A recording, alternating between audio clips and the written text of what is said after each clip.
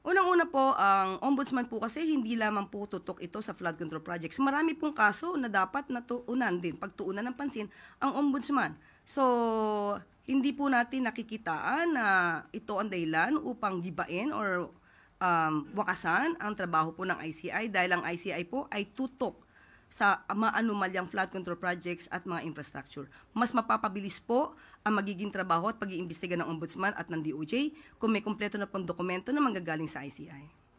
Pero may mga opinion po kasi na parang kung at the end of the day, sa ombudsman din naman yung bagsak nung ipafile ng mga kaso ng ICI. Parang bakit gumagastos pa tayo sa isang independent body?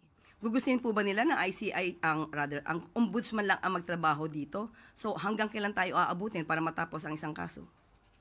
So kailangan po talaga na may isang independent commission na siyang tututok at magkokolekta, mag-iimbestiga ng mga dokumento para po pag naibigay po ito at mairekomenda for filing, i-reviewin na lamang po ito at kung tapos na po ang pag-review at nakita meron dapat na sampahan ng kaso, mas mabilis magsasampa ang kaso ang DOJ at ng Ombudsman.